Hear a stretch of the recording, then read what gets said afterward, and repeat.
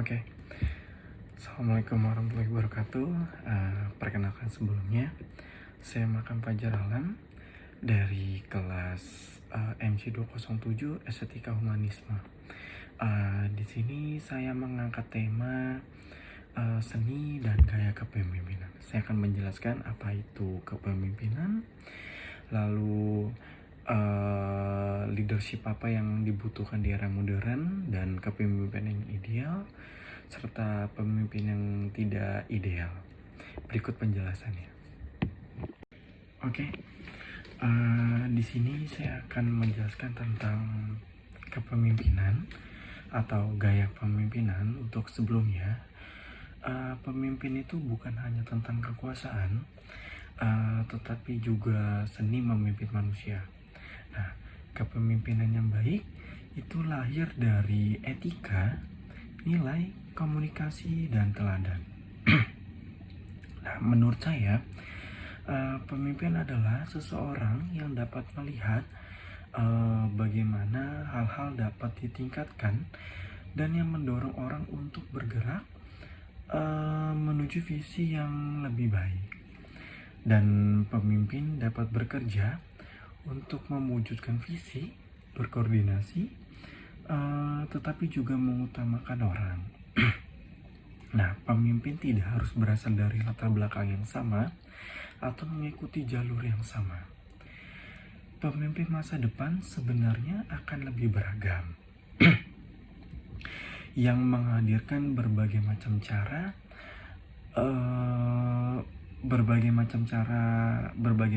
pandang. Lalu kemampuan seseorang mempengaruhi dan menggerakkan orang lain untuk mencapai tujuan bersama.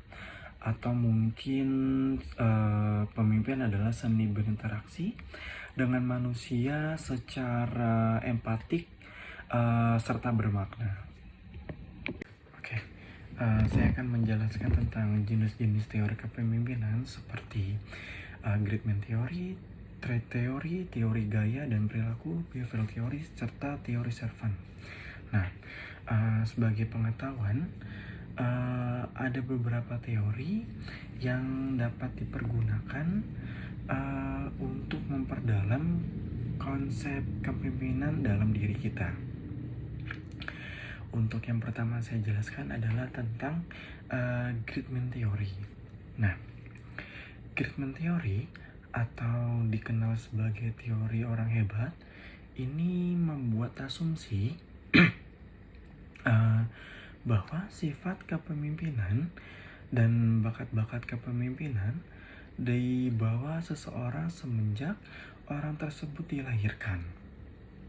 Jadi teori ini awalnya itu berkembang kurang lebih sejak abad 19, meski tidak dapat diidentifikasi dengan suatu kajian ilmiah mengenai karakteristik dan kombinasi manusia seperti apa yang dapat dikatakan sebagai pemimpin hebat. Memang, tetapi banyak orang mengakui bahwa hanya satu orang di antara banyaknya individu pasti memiliki ciri khas sebagai pemimpin yang hebat. Lalu, yang kedua yang saya akan jelaskan adalah Trait Theory.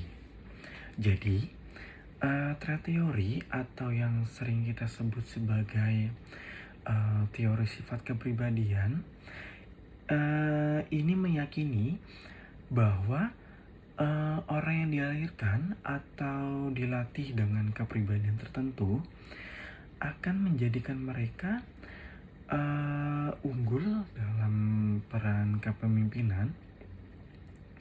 Hal ini dapat diartikan sebagai kualitas kepribadian tertentu, contohnya itu seperti keberanian, lalu kecerdasan, pengetahuan, kecakapan, serta daya tanggap, imajinasi, fisik, kreativitas, rasa tanggung jawab, disiplin, dan nilai-nilainya atau atau nilai-nilai lainnya dapat membuat seseorang menjadi pemimpin yang baik.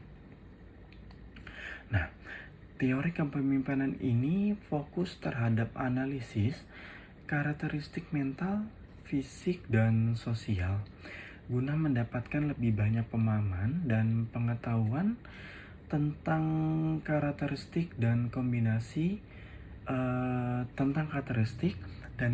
karakteristik yang umum di antara para pemimpin. Lalu untuk selanjutnya, yang ketiga, kontingensi teori.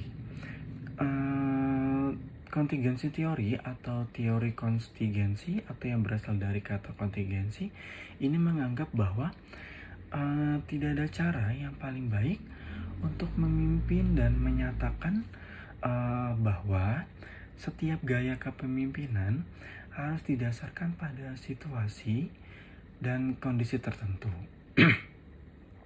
Nah, atas dasar teori kontingensi ini, seseorang mungkin dapat berhasil tampil dan memimpin dengan sangat efektif pada suatu kondisi. Nah, pada suatu kondisi, situasi dan tempat tertentu. Namun, kinerja kepemimpinannya berubah sesuai dengan situasi dan kondisi yang ada. Apabila pemimpin tersebut dipindahkan ke situasi dan kondisi lain, atau ketika faktor di sekitarnya telah berubah,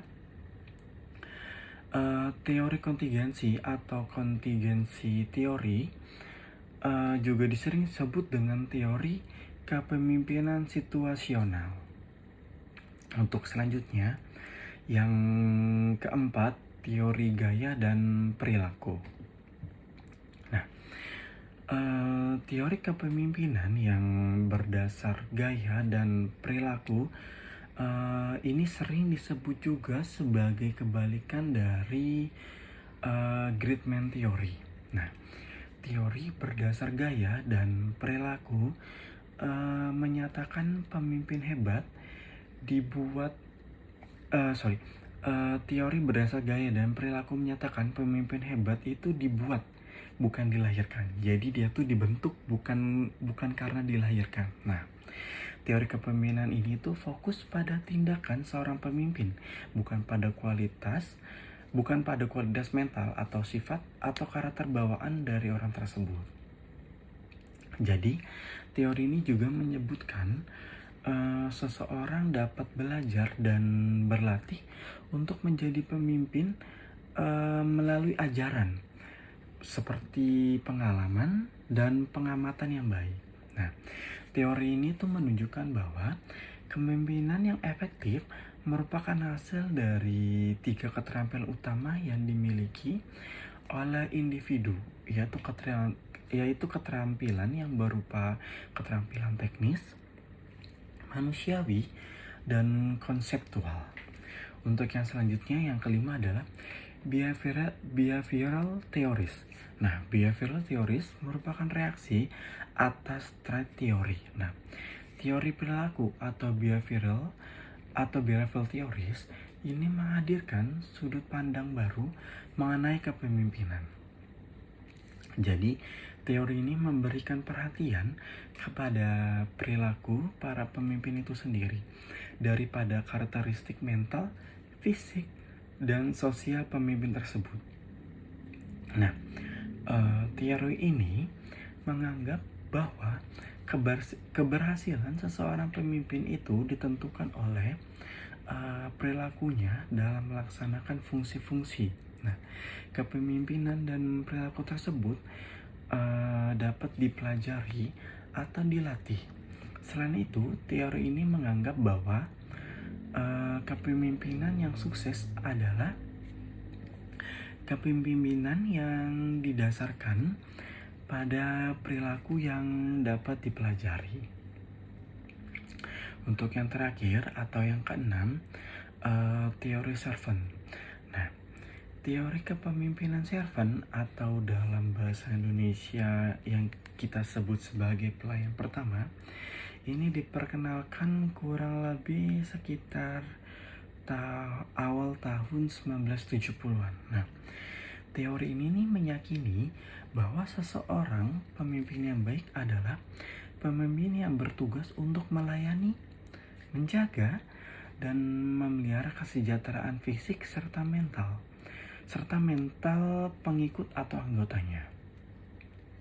Gaya kepemimpinan ini cenderung fokus untuk memenuhi kebutuhan pengikut dan membantu mereka menjadi untuk lebih mandiri dan berwawasan luas. Nah, pada teori ini juga pemimpin yang baik juga diharuskan bisa bersimpati dan dapat meredakan kecemasan yang berlebih dari para pengikutnya. Maka itu fungsi kepemimpinan ini menurut saya cocok diberikan pada seseorang yang pada dasarnya itu memiliki jiwa pelayan atau melayani. Nah, teori ini menunjukkan bahwa tugas seorang pemimpin adalah untuk berkontribusi pada kesejahteraan orang lain sebagai bentuk pertanggungjawaban sosial. Oke. Untuk yang selanjutnya adalah tipe-tipe gaya kepemimpinan. Di sini saya hanya menjelaskan 3 saja. Yang pertama adalah otoriter. Nah, jadi otoriter ini keputusan diambil sendiri, cocok saat krisis. Untuk yang ketiga, demokratis. Ini partisipatif, cocok untuk kerja tim. Lalu yang ketiga, transformasional, inspiratif. Nah, gaya kepemimpinan ini berfokus pada visi dan nilai. Saya jelaskan secara detail dari ketiga tersebut. Untuk yang pertama adalah otoriter. Nah, jadi tipe pemimpin ini umumnya terpusat pada bos yang menjadi pemegang kekuasaan tertinggi. Nah, mulai dari peraturan, prosedur, maupun membuat keputusan akan didominasi oleh pihak tertentu. Nah, jadi gaya pemimpin otoriter ini membuat orang yang bekerja dalam naungannya itu harus mengikuti dan menjalankan perintahnya. Meskipun bersifat satu arah, pemimpin dengan tipe kepemimpinan otoriter ini memiliki beberapa kelebihan dan juga beberapa kekurangan yang mungkin saya akan coba untuk jelaskan. Nah, untuk yang pertama yang saya jelaskan adalah kelebihan dari kepemimpinan otoriter. Yang pertama adalah dapat mengambil keputusan dengan cepat karena bersifat satu arah saja. Untuk yang kedua ini memiliki sifat tegas dan tidak segan-segan menegur karyawannya secara langsung jika melakukan kesalahan yang terjadi. Untuk yang ketiga, lebih mudah melakukan pengawasan dalam lapangan kerja. Untuk yang keempat, memberikan dorongan motivasi serta wejangan dalam produktivitas untuk membuatnya itu lebih semangat secara spesifik. Untuk yang terakhir, menurut saya ini menghasilkan hasil kerja yang konsisten dan adanya rantai komando yang jelas adanya rantai komando yang jelas, jadi bisa terukur, terintegritas, dan bisa terarah. Dan menurut saya kekurangan dari kepemimpinan otoriter ini, yang pertama adalah menghadirkan suasana yang kaku karena adanya sifat keras dari pemimpin, jadi membuat seakan-akan karyawan itu menjadi takut. Dan untuk selanjutnya, besarnya peluang untuk terjadi keluhan dan pengunduran diri karena rasanya tidak nyaman dalam kondisi bekerja. Untuk selanjutnya, adanya peluang untuk merasa tertekan jika adanya perbedaan antara pemimpin dan karyawan. Lalu yang keempat, minimnya kreativitas yang terbatas dari karyawan. Yang kelima, menurut saya itu menimbulkan keluhan, permusuhan, dan adanya peluang terjadi perpindahan kerja karena bawahan itu tidak merasa nyaman. Untuk yang selanjutnya, dominasi yang berlebihan membuat munculnya oposisi. Dan yang terakhir, menurut saya, disiplin yang terjadi bisa saja karena adanya itu rasa ketakutan. Untuk yang kedua, gaya kepemimpinan demokratis. Nah, jenis tipe kepemimpinan yang disukai banyak karyawan karena memberikan kebebasan untuk berpendapat, mengembangkan bakat, dan peluang untuk menjadi lebih baik. Meskipun memang kita tahu terlihat positif ya. Jadi ada juga kelebihan serta kekurangan yang perlu kita ketahui. Nah, untuk yang pertama yang bisa saya jelaskan adalah kelebihan kepemimpinan demokratis. Nah, untuk kelebihan kepemimpinan demokratis, yang pertama adalah adanya hubungan yang baik antara pemimpin dan karyawan.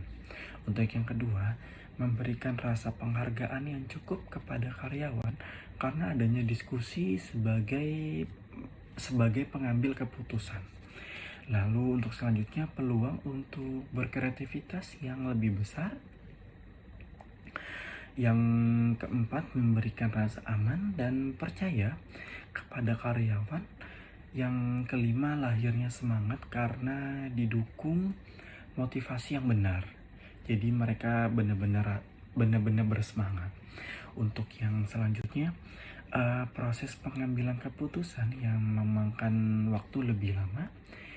Dan yang selanjutnya dapat memicu konflik jika anggota memiliki ego yang tinggi. Dan yang selanjutnya, sulit menemukan kata setuju. Nah, mungkin itu beberapa kekurangan yang saya jelaskan. Untuk selanjutnya adalah gaya kepemimpinan transformasional.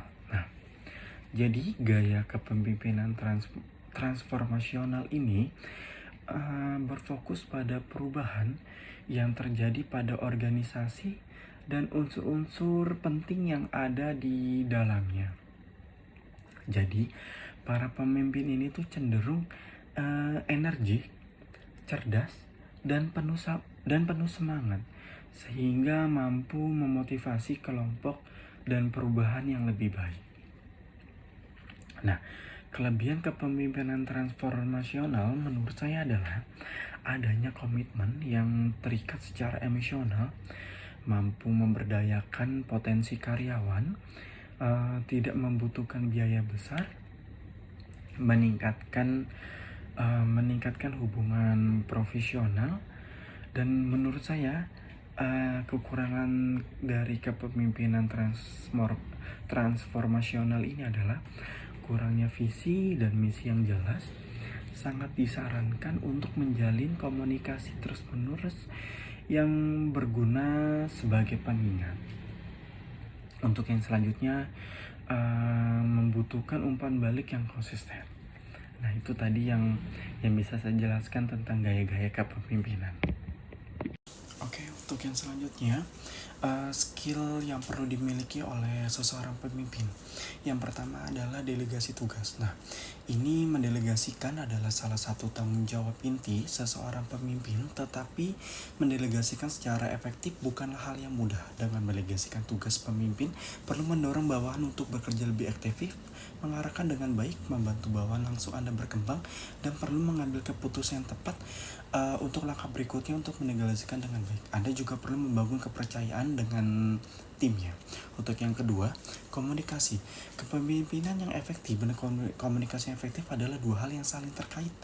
Kalian harus dapat berkomunikasi dengan berbagai cara, mulai dari memberikan informasi hingga melatih orang-orang kalian. Nah, kualitas dan efektivitas komunikasi di seluruh organisasi secara langsung mempengaruhi keberhasilan strategi bisnis. Dan kalian juga perlu mempelajari bagaimana percakapan yang lebih baik sehingga dapat meningkatkan budaya koordinasinya. Untuk yang ketiga, influence people. Nah, bagi sebagian orang, influence people terasa seperti kata yang kotor. Di sisi lain, influence berarti mampu meyakinkan. Pemimpin juga perlu memiliki sikap menginspirasi para karyawan lainnya dengan efektif. Influences people sangat berbeda dengan manipulasi dan itu perlu dilakukan secara transparan. Untuk yang keempat, respect. Nah, memperlakukan orang dengan hormat setiap hari adalah salah satu hal terpenting yang dapat dilakukan seseorang pemimpin. Ini akan meredakan ketegangan dan konflik serta menciptakan kepercayaan dan meningkatkan efektivitas. Rasa hormat lebih dari sekedar baik kepada karyawan, namun dapat ditunjukkan dengan berbagai cara yang lain. Untuk yang kelima, learning agility. Belajar untuk bersikap agil adalah kemampuan untuk mengetahui dan cepat apa yang harus dilakukan ketika Anda tidak tahu apa yang harus dilakukan. Jika Anda seseorang yang cepat, Anda mampu unggul dalam keadaan yang tidak biasa. Dan kalian juga mungkin sudah belajar dengan baik, tetapi siapapun dapat mengembangkan untuk bersikap agil melalui latihan, pengalaman, dan usaha. Oke, untuk selanjutnya adalah pemimpin yang ideal. Nah, apa sih pemimpin yang ideal itu? Jadi, pemimpin yang ideal adalah seseorang yang tidak hanya berhasil membawa kelompok atau organisasi mencapai tujuan, tetapi juga melakukannya dengan cara yang etis, manusiawi, penuh nilai, dan memberi keteladanan moral. Kepemimpinan yang ideal bukan soal posisi atau jabatan, melainkan tentang pengaruh yang menginspirasi dan membangun peradaban. Karakteristik pemimpin ideal: beretika dan jujur, tidak melakukan manipulasi, kebohongan, atau korupsi, menjunjung tinggi integritas dalam setiap tindakan. Visioner, mampu melihat masa depan dan merancang langkah strategis langkah panjang, menginspirasi orang lain untuk mengikuti visi tersebut. Komunikatif dan terbuka. Nah, mau mendengar kritik, berdialog dengan adil, menyampaikan pesan secara jelas, empatik, dan membangun. Untuk selanjutnya, empati dan peduli. Peduli terhadap kebutuhan dan perasaan orang lain, tidak hanya memerintah tetapi mendampingi dan memahami. Untuk selanjutnya, menjadi teladan atau leading by example. Ucapan dan tindakan selaras, disiplin, tanggung jawab, dan menjadi figur yang bisa dicontoh. Dan untuk selanjutnya, adil dan objektif, tidak pilih kasih, berpihak pada kebenaran, memberikan keputusan berdasarkan data dan prinsip. Untuk yang selanjutnya, tanggung jawab sosial, menyadari dampak keputusan terhadap masyarakat luas, mendorong kesejahteraan bukan hanya keuntungan pribadi. Dan ada beberapa contoh pemimpin yang ideal menurut saya. Untuk yang pertama, Nelson Mandela. Dia berasal dari Afrika Selatan. Gaya kepemimpinannya adalah transformasional dan rekonsiliatif. Nilai utama pengampunan, keadilan sosial, serta kesetaraan. Nah, estetika, ia memimpin dengan hati bukan dendam. Setelah 27 tahun dia di penjara, ia tidak membalas dengan kekerasan, melainkan mempersatukan negara melalui pendekatan damai dan estetika moral. Untuk yang dua adalah Soekarno. Ini berasal dari Indonesia. Gaya kepemimpinan adalah oralitas nasionalis inspiratif. Nasional utamanya adalah kemerdekaan, kebudayaan, harga diri bangsa. Estetikanya memimpin dengan kekuatan kata, pidato-pidatonya menyentuh hati dan membangkitkan semangat.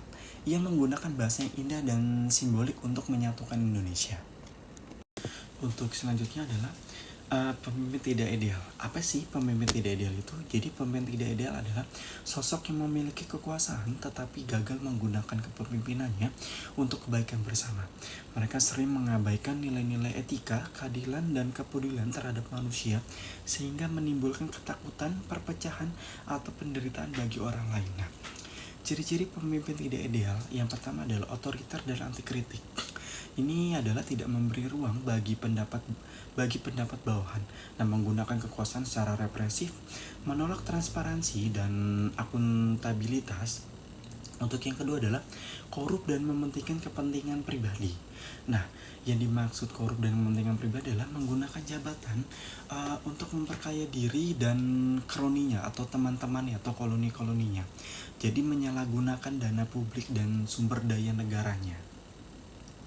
Untuk yang ketiga adalah tidak mau mendengar, mengabaikan suara rakyat atau tim mengambil keputusan sepihak tanpa pertimbangan sosial serta moral. Untuk yang keempat adalah propagandis dan manipulatif. Yang dimaksud propagandis dan manipulatif adalah menggunakan media dan narasi untuk mengendalikan opini publik serta menyebarkan informasi yang tidak utuh atau terkesan menyesatkan. Dan untuk selanjutnya adalah tidak menjadi teladan. Nah, yang dimaksud tidak menjadi teladan adalah tidak konsisten antara ucapan dan tindakan. Perilaku pribadi tidak mencerminkan nilai moral yang baik. Untuk yang terakhir adalah membuat konflik dan ketakutan. Nah, jadi memecah belah masyarakat berdasarkan ras, agama, dan politik, sehingga menggunakan kekerasan atau ancaman ini sebagai alat kontrolnya. Dan saya akan memberikan contoh tokoh pemimpin yang tidak ideal menurut saya adalah Adolf Hitler. Ini yang berasal dari Jerman. Kepemimpinan itu adalah diktator fasis dan otoriter. Kesalahannya itu adalah melancarkan perang dunia kedua, genosida terhadap jutaan orang-orang Yahudi. Dan alasan kenapa dia gaya pemimpin tidak ideal adalah menghilangkan nilai kemanusiaan. Jadi kepemimpinan ini hanya menimbulkan ketakutan, kerusakan dan penderitaan global secara global. Dan jadi dia tuh membuat anti humanisme dan estetika kekuasaan yang lebih kejam. Untuk yang selanjutnya adalah leadership di era modern. Ya, jadi leadership di era modern adalah bentuk kepemimpinan yang responsif terhadap perubahan zaman, kemajuan teknologi, kompleksitas sosial, dan nilai-nilai kemanusiaan yang berkembang. Pemimpin modern tidak hanya dituntut untuk kuat secara intelektual, tetapi juga adaptif secara emosional dan moral. Ciri khas era modernnya mempengaruhi leadership adalah yang pertama, globalisasi, menuntut pemimpin berpikir lintas batas dan budaya, teknologi digital, komunikasi cepat, transparansi tinggi, perubahan cepat atau VUCA word, volatile, uncertain, kompleks, ambiguous, serta generasi baru atau Gen Z dan Alpha, mengutamakan kebebasan, makna kerja, dan keadilan. Untuk yang terakhir adalah isu sosial dan lingkungan. Pemimpin harus peduli terhadap SDGs atau Sustainable Development Goals. Jadi kesimpulannya, pemimpin sejati adalah seni membangun manusia, bukan sekedar mengatur mereka. Kepemimpinan yang estetis adalah kepemimpinan yang indah secara nilai, bermakna secara moral, dan membangun secara sosial. Maka jadilah pemimpin yang tidak hanya ditakuti, tetapi dicintai dan dikenang karena kebaikan yang ditanam. Pemimpin bukan hanya tentang siapa yang paling kuat, tapi siapa yang paling bisa membuat orang itu tumbuh. Menjadi pemimpin adalah menjadi pelayan nilai-nilai luhur. Estetika kepemimpinan, kebaikan yang ditanam dan dihidupkan. Mungkin itu tema yang saya angkat terkait gaya kepemimpinan. Mungkin kurang lebihnya mohon maaf. Wassalamualaikum warahmatullahi wabarakatuh.